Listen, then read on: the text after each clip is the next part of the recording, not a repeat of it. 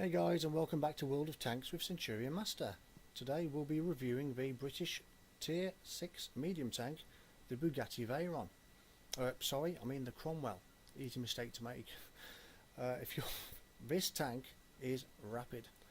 If you're looking for a tank which is fast, mobile, flexible, with a rapid firing punchy gun, then look no further than the Cromwell, because it will meet all your needs. And on top of that, it's incredibly fun to drive.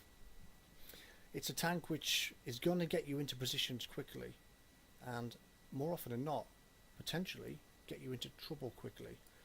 You have to have a very quick decision making process, as I often find to my cost when driving this tank, because it will get you there seamlessly. It's not the best or most well armoured tank, but you can't have everything. That gun, that mobility, that flexibility, that speed, the acceleration, the power to weight ratio on this tank is fantastic. It grips the ground. That more than makes up for the lack of armour. And obviously the objective is, like what it should be in any tank, is don't get hit. But I can't speak highly enough of the Cromwell. And it's just a truly fantastic tank. We'll have a quick look at the stats in a moment, but what I've done first is set up a little comparison, and I've put in here some medium tanks from differing nations, probably some of the more common tanks you may meet on a battlefield. Not all of them by any stretch, but probably the most common ones that I feel from each nation you're going to be competing against. If we have a look at firepower, and we spoke about that good gun, we get an overall score of 246.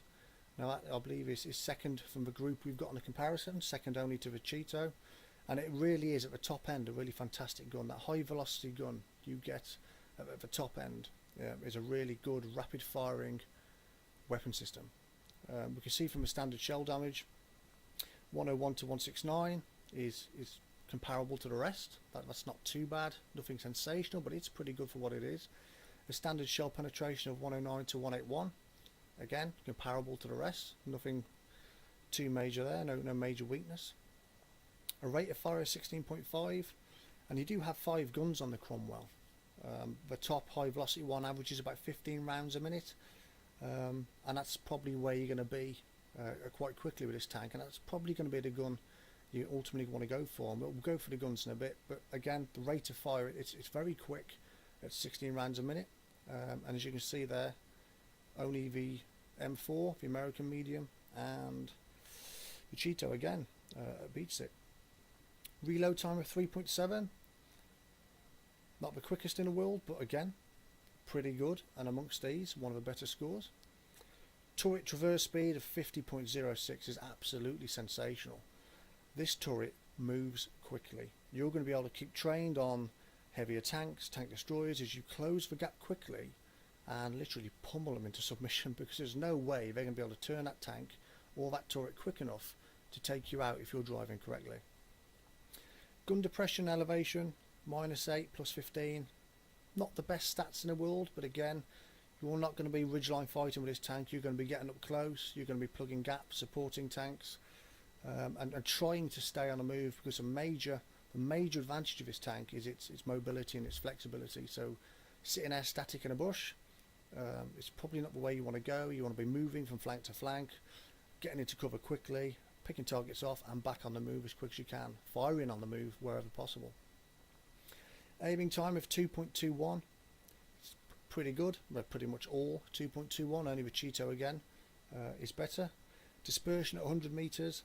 On the best gun, on the Cromwell, I believe it's 0.34. We've got an average here of 0.35. Again, that's good. And only the VK is better in here, but there's nothing in it. That's a pretty good aiming time. Sorry, dispersion. And damage per minute is just over 2,000. You'll see bigger ones in the game, but for a tier 6 medium, that isn't bad. That's a pretty decent damage per minute score there. Survivability, well, 750. And as you can see with most tier 6 mediums, you're not in the game to brawl with heavy tanks. You're there to support, flank, and get from A to B as quick as you can. And yeah, the Cromwell's armour is nothing to shout about. 63 at the front, 42 at the sides, and 31 at the back. yeah, it's a matchbox on wheels. It's you're not going to be relying on your armour to trade blows, to to bounce shots and to brawl your way through positions on the game. You just got to stay mobile. Turret armour's a little bit better, but again, don't use it, don't rely on it. Use the tank to its strengths, which is its firepower and its mobility, and try and gel the two. We'll move down to mobility now, and overall score 720, smashes to pieces everybody else. It really is a highly mobile, flexible, fast tank with monster acceleration. It's quite a light tank at 28 tons. I think only one tank here is lighter, which is a Skoda. Specific power 23.19, giving us a top speed of 64 miles an hour. That's a really quick tank.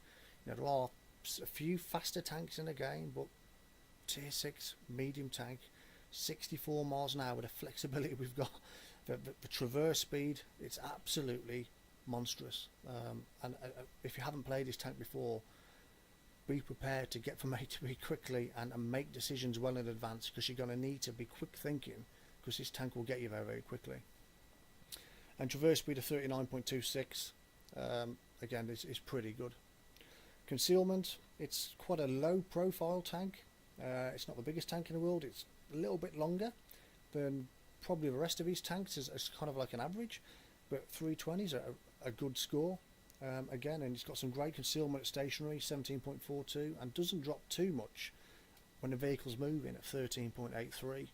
There's some really good stats, and because of the absolutely pants signal range and a pretty poor view range, you're probably going to come across tanks that you're ultimately going to have to battle with before you're able to really get any support, because you're so quick.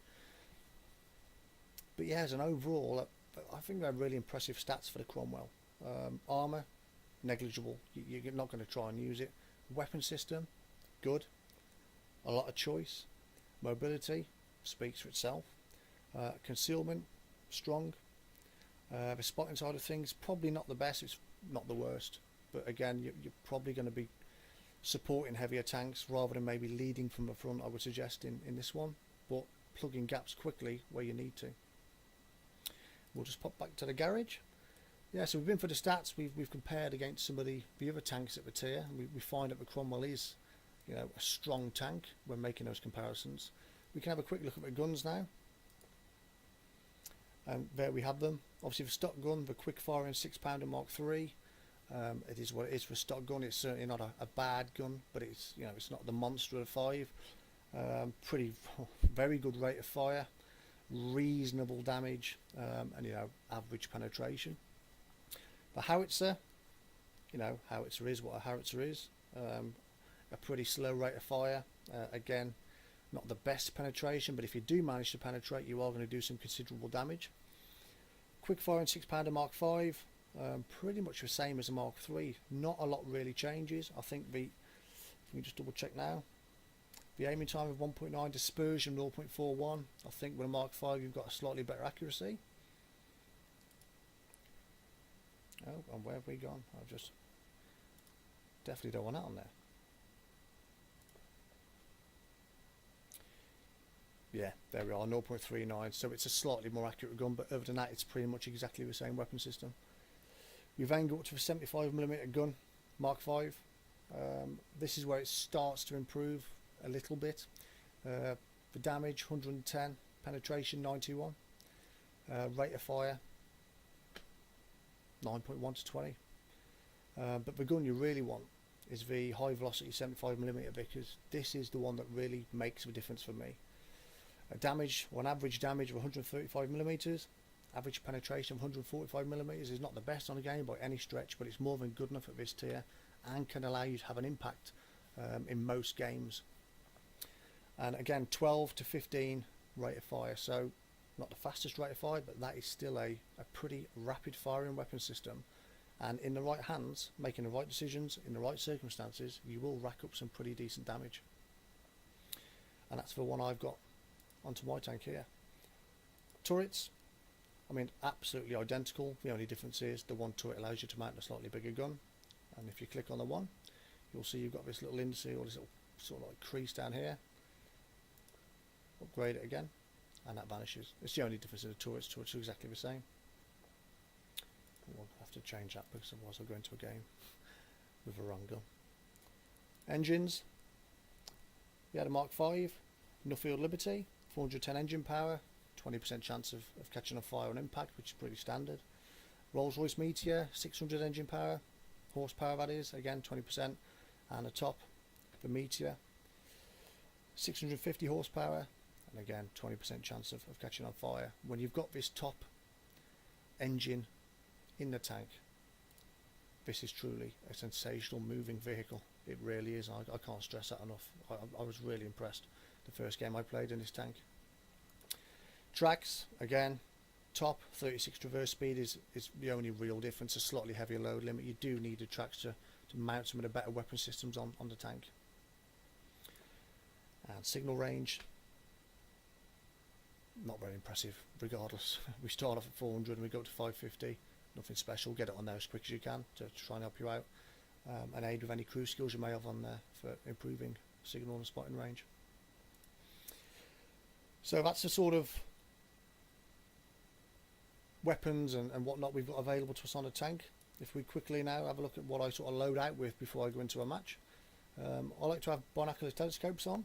I think 25% extra view range is definitely needed.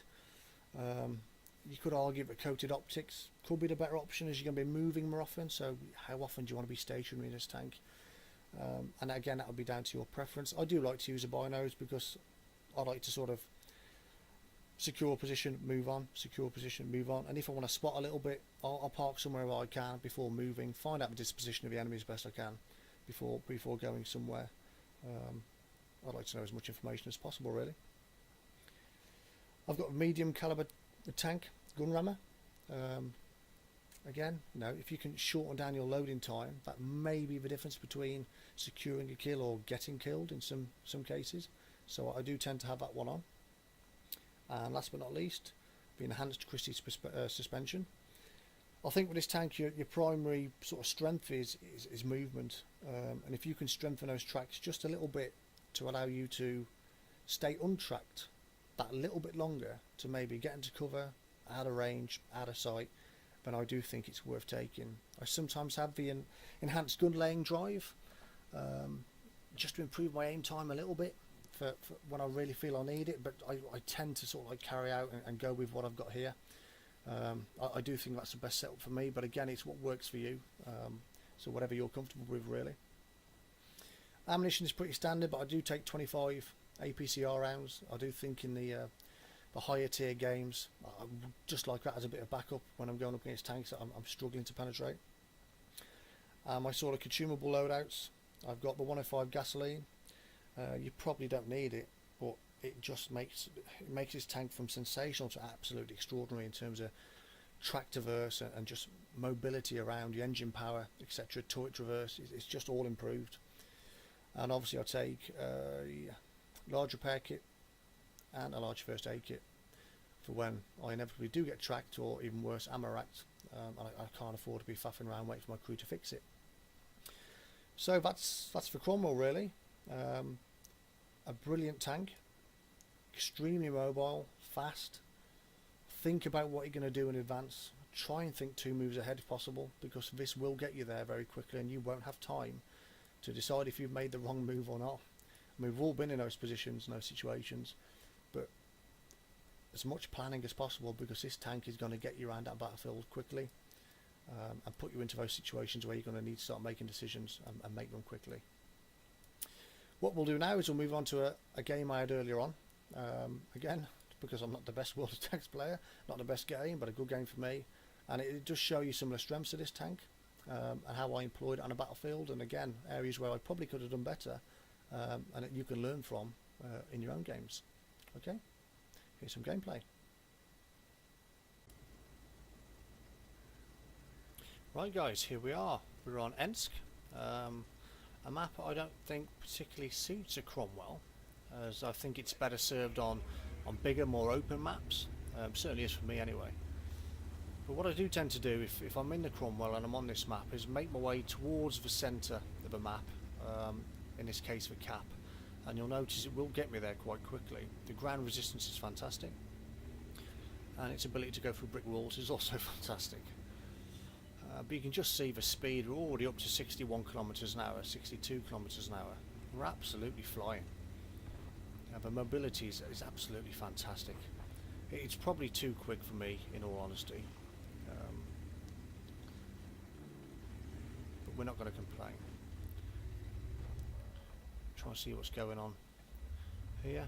See if we can get a few early spots in of anybody maybe trying to cap. At this point no one is. So we move across.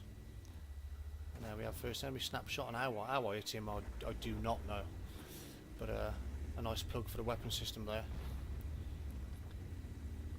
And try and use whatever cover we've got, and it gets me here quick. It's probably too manoeuvrable for me to effectively manoeuvre around tight spaces. Hoping to see somebody maybe come through one of the alleys down there, but doesn't look like anybody's going to. 2-0 down at this point. It's not the best start. There we have a nice little light tank pops around. That's the first kill. That's the AMX 12T finished off. And we press forward looking for more action. Into the cap. Just going to loiter around this bend. Got a couple of heavy tanks around the corner. KV-1 being one of them, I believe. And this is where I normally don't want to be. Get a shot in, causing 136 damage.